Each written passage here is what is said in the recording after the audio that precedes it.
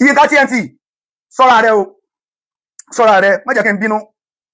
bínú o tí n bá bínú sí yàn yìí máa parẹ́ ni o má jẹ́ bínú o mo mọ tí ń gbénu mi o mo ti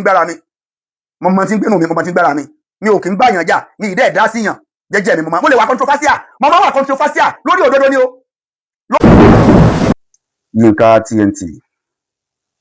Yinka TNT àbí kí náà ń pè é Yinka TNT àwọn èèyàn sẹ́ndì fídíò tó ṣe wọ́n sẹ́ndì ẹ̀ sí mi mo rí fídíò tó ṣe àkọ́kọ́ náà àlìjàsáhùn min jinsil amal àníyàn rẹ tó fi ṣe fídíò yẹn Ọlọ́run máa fi san ẹlẹ́san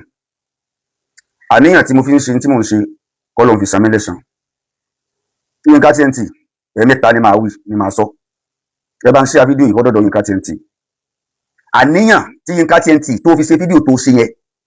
Ọlọ́run máa san ẹlẹ́san pẹ̀lú àníyàn tó fi ṣe fídíò yẹn. Àwọn sẹ́tìmì náà dẹ̀ ń ṣe lórí péjì mi because I don't know you nǹkan kan ọjọ́ pàwọ́ papọ̀ kò sí so tó bá jẹ́ pé iṣẹ́ tó jẹ́ yẹn o àwọn fámìlì Alhaji wa Azan Ogogo ni wọ́n rán ẹ ni wọ́n bẹ̀ níṣẹ́ tó jẹ́ yẹn bọ́ síta kò ṣe fídíò kò sọ pé àwọn fámìlì Alhaji wa Azan Ogogo ni wọ́n rán ẹ níṣẹ́ tó jẹ́ yẹn wàá tún fídíò mi ṣe o fídíò mi ti wá dẹ̀ tún ṣe iṣẹ́ tó jẹ́ yẹn mo fẹ́ mọ̀ bóyá àwọn fámìlì Alhaji wa Azan Ogogo ni wọ́n rán ẹ bóyá fúnra rẹ lọ́dẹ̀ jẹ́ mo fẹ́ mọ̀ so because ọ̀rọ̀ ń bẹ nínú mi tí mo fẹ́ sọ but díẹ̀ ni màá sọ nǹkan dẹ̀ kàn ẹ́ ni màá sọ ó dìgbà tó bá tó sọ pé àwọn fámìlì àwọn Alhaji wa Taiwo Azan ni wọ́n rán ẹ kí n tó fi òkú kù gbọ́n torí pé mo mọ̀ pé àwọn kan náà rán ẹ wọ́n àti lè rán ẹ Yinka TNT mo mọ̀ pé wọ́n à lè rán ẹ níṣẹ́ tó jẹ́ torí pé ọ̀rọ̀ ló máa ń kó mo rò wá èmi ò kì ń báyàn ní kíláàsì mi ò ń dẹ̀ ń báyàn bínú lórí social media yìí ó ní tó ń promote lórí page ẹ lórí page mi ó ní tí mo ń promote ọ̀dẹ̀ lè rí kódà àwọn tí mo ń promote lórí page mi tí n bá fi nǹkan sílẹ̀ lórí page mi pé nǹkan yìí o oògùn yìí o àìsàn báyìí ní ṣiṣẹ́ fún o lè rí mi kí n fi nọ́mbà mi sílẹ̀ because mo ti wà occupied already mo ti busy I must tell you the fact mi ń wá owó kiri mọ́ owó ní wá mi kiri fact tí mo fẹ́ sọ fún ẹnìyẹn mi ń wá owó kiri mọ́ owó ní wá mi kiri ẹni tó sick gbogbo wa la lẹ́gbọ̀n a ní èèyàn bí Ogogo gbogbo wa la ní nínú family wa ọ̀sẹ̀ ẹni tó lè gbàdúrà kí ẹni tó ó ní irú Ogogo yẹn nínú ẹbí ẹ̀ kọ́ wá gbàdúrà ká burú ṣe ká tó múrù sógògò lẹni àkọ́kọ́ tí máa kọ́kọ́ lọ gbàgbọ́ fún ni Ogogo ìṣẹ́ni àkọ́kọ́ náà tí mo fọwọ́ ara mi lọ sáàgbó fún tọ́lọ́ ndẹ̀ ní kó ríwòsàn ask Don Richard now say stage play say stage play ní ti Don Richard ni àyèmáyé àwọn èèyàn bẹ́ẹ̀ tó jẹ́ pé Ọlọ́run lò wá ní sábàbí kí wọ́n ríwòsàn nínú ayé wọn téèyàn bá gbéra rẹ̀ wá bá wa publicly on social media àwa náà máa attend sí publicly on social media téèyàn bá pè wá lábẹ́ aṣọ èèyàn mélòó ló bá wa sọ̀rọ̀ lábẹ́ aṣọ tá a gbòòrò ẹ̀ wá sórí social media ọmọ iye patient mo deal pẹ̀lú ni most of my customers they are not in Nigeria they are in diaspora customer mélòó mo ní Nigeria àwọn tí mo deal pẹ̀lú jù àwọn tí wọ́n ra àsì mi jù they are from diaspora and I don't publicize my number I don't call my number I don't publicize my number not until tí àwọn case tó bá critical tí mo dẹ̀ rí pé bóòlù ni wọ́n ṣe lè locate mi pẹ̀lú àwọn ẹni yìí I have to drop my number once in a while ni mo máa fi number mi sílẹ̀ orí ẹ̀kẹ́ tó lè lọ sórí péjì mi kí n tó lè sọ nǹkan kan bóyá mo fi nǹkan wòsàn lẹ́ni kí n wá kí n tó lè sọ pé lẹ́yìn ẹ pè nọ́mbà mi sórí ẹ pè fóònù mi tẹ bá fẹ́ ṣiṣẹ́ yìí màá bá yín ṣe ọyẹ ẹ pè nọ́mbà mi kí wọ́n máa pè nọ́mbà mi I don't call my number unnecessarily because I know what I'm doing ní tí mo gbé lọ́wọ́ jẹ̀ níhù bọ́dẹ̀ mọ́ tí mo gbé lọ́wọ́ mẹ́ǹdẹ̀ ti torí ẹnìkan ṣe. so kéèsì Alhaji wa Taiwo Azan Ogogo bí kéèsì wọn ṣe wá lọ́jọ́ kí n address ẹ̀ publicly lọ́mọ wá sórí social media fúnra ọmọ lọ́wọ́ sórí social media tó gbé ọ̀rọ̀ Alhaji wa Azan Ogogo tó gbé wá fún gbogbo ọmọ Nàìjíríà tẹ́mi dẹ̀ wà nínú ọmọ Nàìjíríà ó gbé wá fún gbogbo ọmọ Nàìjíríà fẹ́ gbà wá o kódà ó sọ boldly níbẹ̀ pé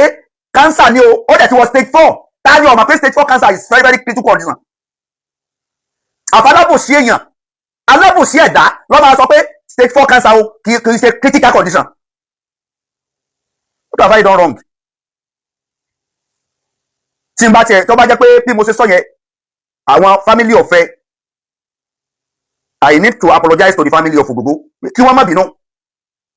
kí wọ́n má bínú mo fi àsìkò yìí bẹ̀ wọ́n ó dẹ̀ fi àsìkò yìí rọ̀ wọ́n kí wọ́n má bínú ṣùgbọ́n ntọ́ bá ti dórí social media ó ti kúrò ní táàkì ń gbọ́ mọ́ mi ò ṣàdédé lọ síbẹ̀ náà ṣé mo kàn gbéra mo kàn ṣàdédé pé mo gbé amọ lọ síbẹ̀ ni mi ò ṣàdédé lọ síbẹ̀ náà igi súnmọ́gi lọ́bọ̀ ń yọ igi súnmọ́gi lọ́bọ̀ ń yọ ṣé màá kàn ṣàdédé kó ọmọ yẹn tí mo fi ṣe ni Yinka TNT sọ́ra rẹ o mi ò kí n bínú o mi ò kí n bínú o fi tiẹ̀ ṣe tiẹ̀ kí n fi tèmi ṣe tèmi o sọ́ra rẹ o tó bá jẹ́ táwọn fámìlì náà wá rán wọn ní sẹ́tọ̀ ọjọ́ yẹn jáde padà kọ́ wá jẹ́ kó yé mi pé àwọn fámìlì so màá wá padà jáde màá wá sí àwọn àlàyé kan. ọmọ Alhaji wa Taiwo Ogogo ọwọ́ sórí social media èmi ò tiẹ̀ mọ̀ pé nǹkan kan báyẹn ń ṣẹlẹ̀ àwọn fans ni wọ́n bẹ̀rẹ̀ sí ní tag mi tágì ti ń bẹ lórí fóònù mi lẹ́ òru ọjọ́ tí àárọ̀ ọjọ́ tí mo ṣe fídíò yẹn kí n tó jí bóyá òru ìjẹrin mọ́júmọ́ ìjẹta tágì ti ń bẹ ní orí fóònù mi ní òru ọjọ́ yẹn kílẹ̀ ò tó mọ́ nígbà tó tẹ̀ nǹkan mo pa fóònù lóru pé àwọn wo ni wọ́n mẹ́sẹ̀jì mi lóru àwọn nìkan wo ni wọ́n pè mí lóru ìgbà tí ilẹ̀ mọ́ tí màá tan fóònù mi ìyá wa kan mi torí fáǹsì àwọn tí wọ́n máa ń pè mí pọ̀ and I don't save numbers mi ò kì í save number because ẹni omi tó bá mọ níwọ̀n lèyàn máa ń rẹ́ lásì I have numerous customers in diasporas little customer ni mo ní ní Nàìjíríà so mo bẹ̀rẹ̀ sí ní oríṣiríṣi tagging ìgbà tí máa fi jí láàárọ̀ ọjọ́ yẹn mo kàn rí pé orí fóònù mi kún mẹ́sẹ̀jì ti pọ̀ rẹpẹtẹ tí má sí mẹ́sẹ̀jì eléyìí please Alhaji Ogogo in need of you please help Alhaji Ogogo please oníkálukú kí ni mo fẹ́ ṣe nígbà ọ̀dẹ̀ jẹ́ pé humanity wọ́n dá máa wá ni bàbá tó bí mi ó sin ọmọ nìyàn tó fi jáde láyé ni bàbá mi ò kí ń fi ọ̀rọ̀ ẹni tí nǹkan kan bá fẹ́ ṣèyàn tí bàbá mi bá ní gbogbo agbára ní bàbá mi máa ń sà láti lè ràn yàn lọ́wọ́ ọ̀nà alhamdulilayi mo jogún ohun tó da látara bàbá mi. ti Don Richard nípa ti ọ̀rọ̀ Don Richard ṣẹlẹ̀ so ṣe bí wọ́n gbé wọ́n lórí social media náà ni mo dẹ̀ pé wọn èmi náà dẹ̀ ṣe fídíò pé mo ní ìdí Don Richard òmùn wá o mo fẹ́ ṣe yes comment mo dẹ̀ ṣe fídíò lórí ọ̀rọ̀ Don Richard so àwọn èèyàn dẹ̀ tag mi wọ́n dẹ̀ ṣe nọ́mbà mo dẹ̀ ṣe heart mo dẹ̀ gbé lọ bá Don Richard àwọn èèyàn òbí so kí ni I have never experienced negative comments.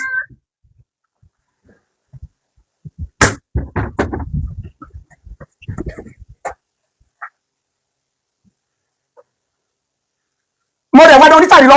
mo dẹ̀ present heart fún and alhamdulilayi ṣe stage play nìyẹn ọfẹ́ tàgbó tí n bá fẹ́ tàgbó mo mọ ìyàgbó tí mò ń tà àgbo tí mo tà pẹ̀lú ìkọ́mọ́nkẹ́wó tọ́lọ́ fi ṣe ibi tí tó fi ṣe lé ńlá fún mi tọ́lọ́ fi ṣe ogun tó ṣe fún mi kí ló tó kù ṣé ká jẹun ká wọṣọ ká travel káàkiri ibi tó bá wù wá ká lọ múra nígbà tó bá wù wá àti lọ àti rìn yẹn lọ kí ló tó kù omi tó bá mọ níwọ̀n lèèyàn máa ń rẹ́ lásì ìnífẹ̀ẹ́ ọmọnìyàn tí ń bẹ lára wa ó fẹ́ jẹ́ ká ṣe tá a ṣe ọmọ yẹn tí mo ti tó kọ́ọ̀sì mi àti lílo àti bíbọ̀ àti rẹ́sípì tí mo gbé lọ fún wọn ni tó wá gbọ́ sórí social media tó ń sẹ́nu yánnayànna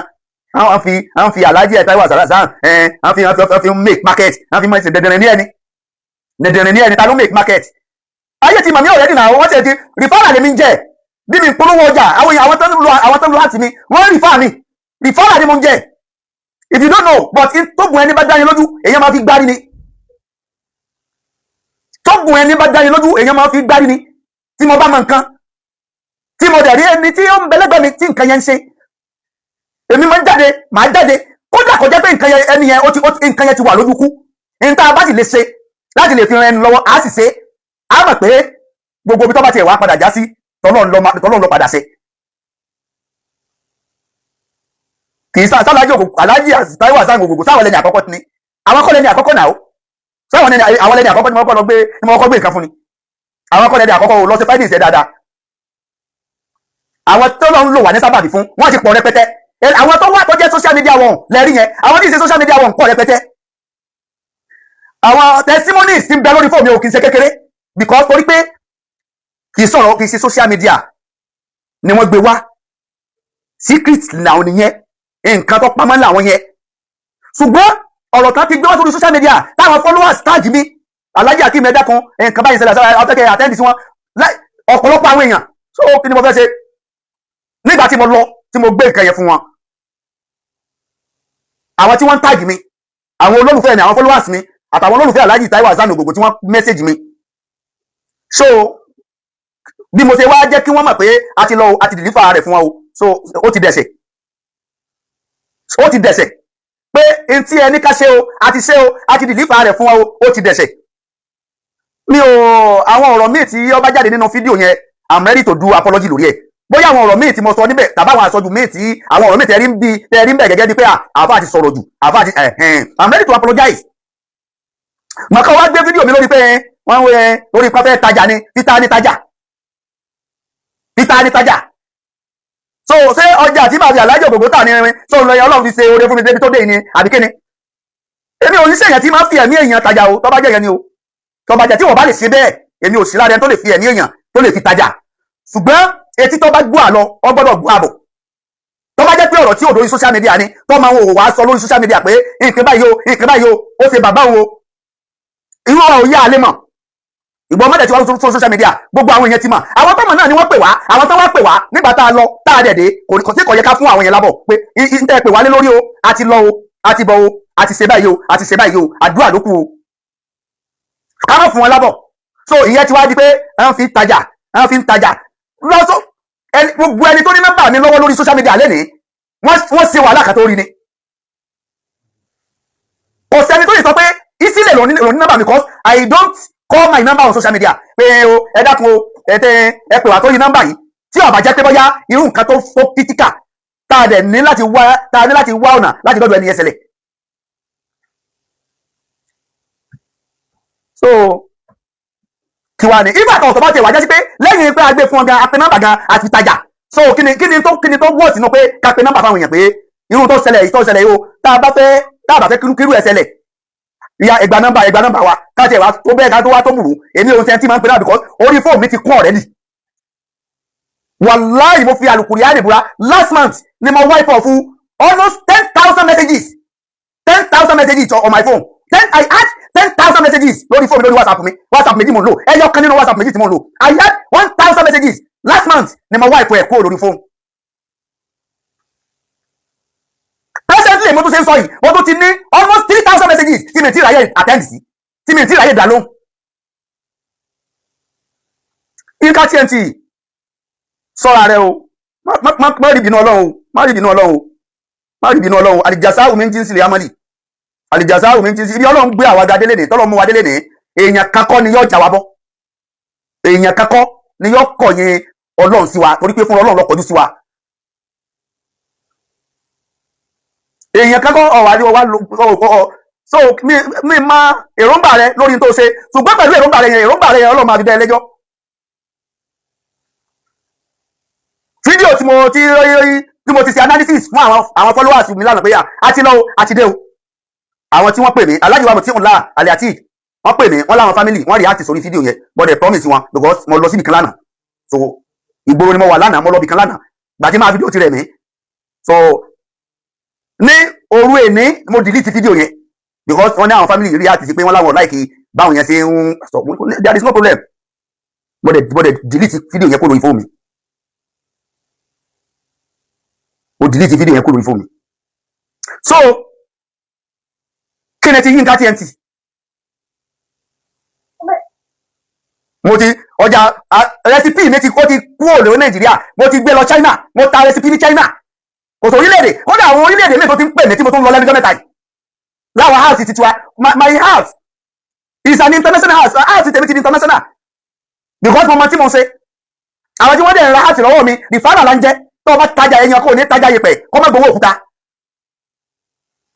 tó o bá tan tọ́da báwọn èèyàn wọ́n á rìfá rẹ̀ sáwọn èèyàn míì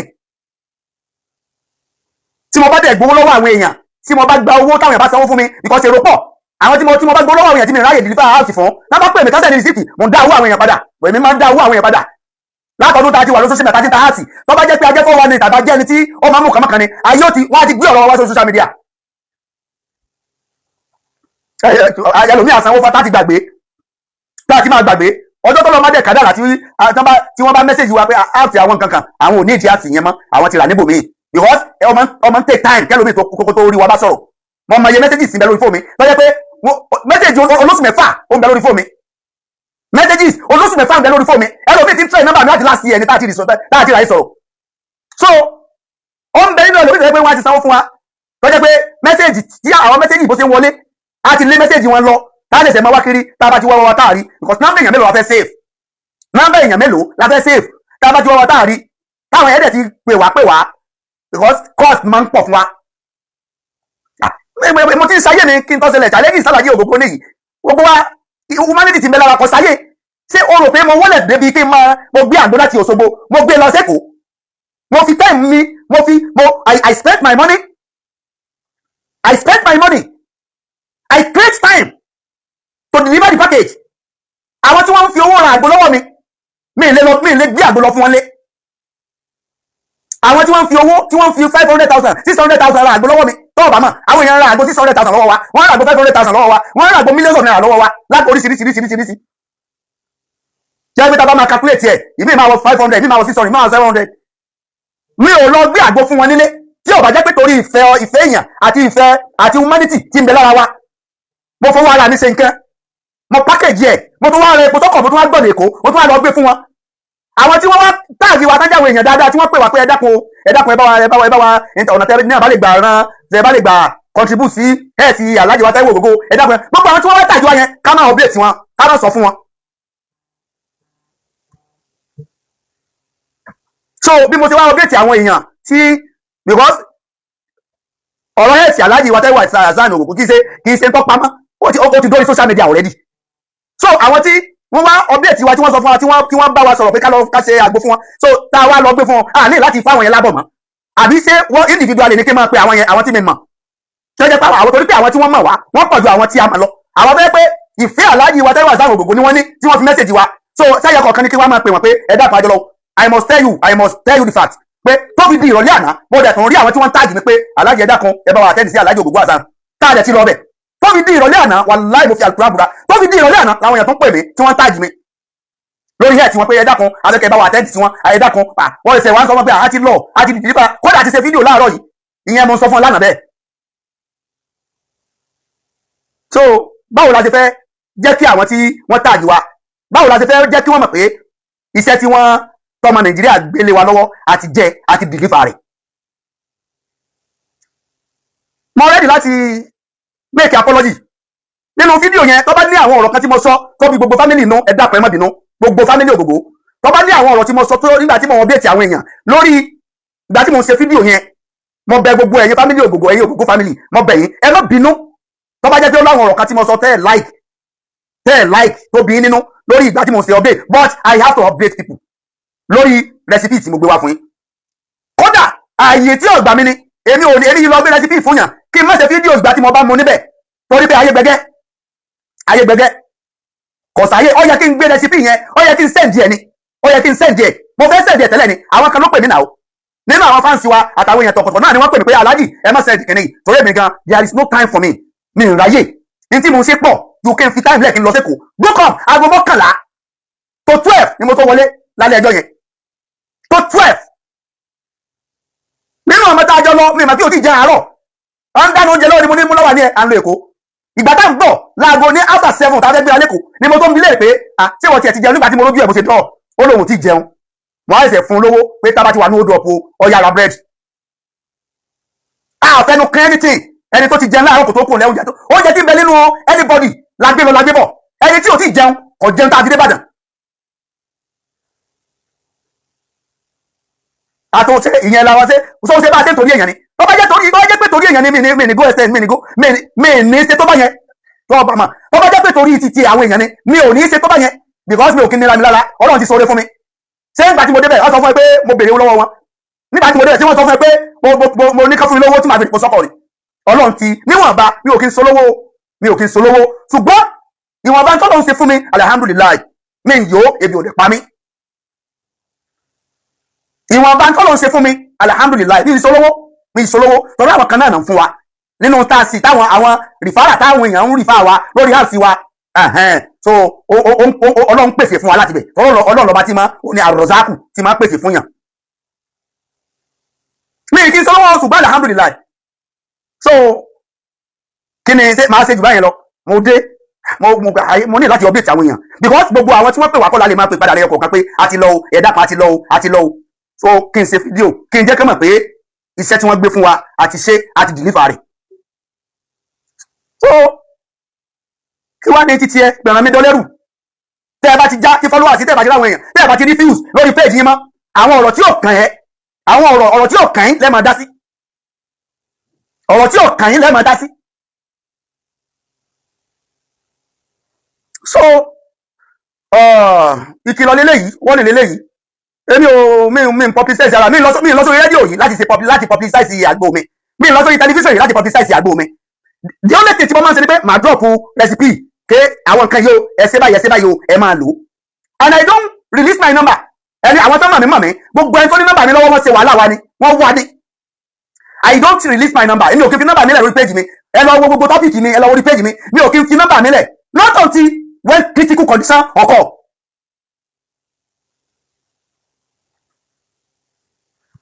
Until when it is necessary to release my number.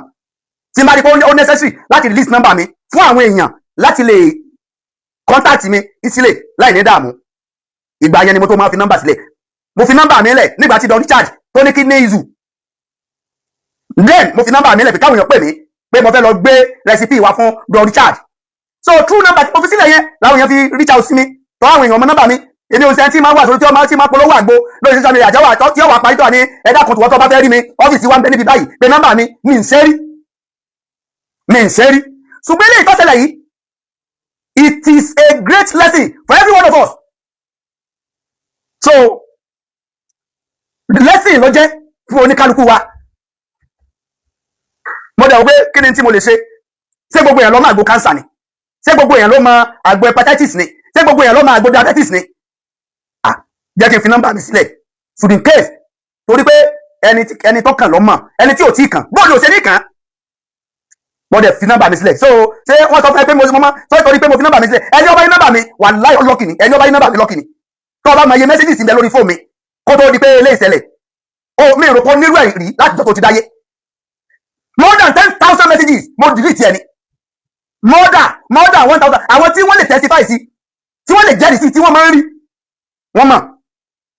táwọn èèyàn bá ń bínú tí wọ́n ń bínú pé àfa mẹ́sẹ̀jì yẹn reply mẹ́sẹ̀jì abẹ nínú àwọn tí ó so màá wá sí WhatsApp mi màá wá fi mẹ́sẹ̀jì hàn wọ́n pé wọ́n náà wo mẹ́sẹ̀jì lẹ́yìn ìgbà tí mo delete mẹ́sẹ̀jì 10,000 messages mo delete 10,000 messages last week ni o yabi last week no last month ẹ wo messages another messages almost 3,000 messages almost WhatsApp méjì ni mo ń lò ìkan nínú WhatsApp méjèèjì yẹn ò lélẹ̀ yìí o lè ṣe àti rí almost 3,000 messages tí n bá ka messages n bá ka títí mi lè wo 50 tí ilẹ̀ òfìsú because àwọn tẹ́ ń reply àwọn náà máa reply ṣe padà ṣé mo wá lè attend sí èèyàn 50 mi ò lè attend sí èèyàn 50 tí ilẹ̀ òfìsú ni wàá làwọn bá ká I voluntarily make move voluntarily tó bá jẹ́ pé n tá jẹ ni mi ń wá owó kiri mọ́ I must tell you the fact owó ni ń wá mi kiri mo dúpẹ́ fọ́lọ́run lórí gbígbàdúrà àwọn òbí tán bí mi lórí mi torí kìí ṣe ọwọ́ mi gbígbàdúrà àwọn òbí mi lórí mi ni torí pé n tí bàbá àti yéèyàn bá ṣe ẹ̀san máa ké lórí ọmọ gbogbo ọmọ tí ń dààmú lẹ́nìí kọ́ ìṣó ló jèso àwọn òbí ẹlòmíì ló jèso lórí fi ń ta ọmọ mi gbogbo ọmọ tí ń dààmú kiri lẹ́nìí tí ń wá owó kiri bí ṣe ń wá owó kiri lówó ń sá fún òun kọ́ ló jèso wọ́n máa ń dúpẹ́ wọ́n máa ń dá ọpẹ́ yẹn padà sọ́dọ̀ àwọn tán bí mi pé ẹni rere mo dúpẹ́ pé mo rí ẹni rere bí mi ẹni rere ni bàbá tó bí mi ẹni rere ni ìyá tó bí mi torí wọn kì í bá tèèyàn jẹ́ tọ́lọ́ bá wá ń kó ẹ̀san rẹ̀ fún wa táà dààmú táà wá owó kí tó fi ń wá wá kiri so kí là ní dúpẹ́ fún èmi ò fi alájẹ ògògó mi fi wọ́n wá followers mi dẹ̀ fi wọ́n wá owó mi fi wọ́n wá customers àwọn tí rìfárà là ń jẹ àwọn tí ń ra house wa wọ́n ń rìfá wa sí ọ̀dọ̀ àwọn èèyàn àti tójú wọn ọ̀bà mọ́ làwọn èèyàn ní rìfá náà ní àwọn tí wọ́n ń lo sẹ́ wa sí àwọn tí wọ́n ti tara wa ní ìgbàlà àwọn tí wọ́n ti tara wa ní ìwòsàn sáwọn yẹn lè máa sọ pé kọ́mọ́nì fáwọn ọmọ ni àbí báwo ló ti fẹ́ ṣe orí ọlọ́run kò ṣe dá dúró orí ọlọ́run kò ṣe dá dúró èèyàn kan ò lè block orí ọlọ́run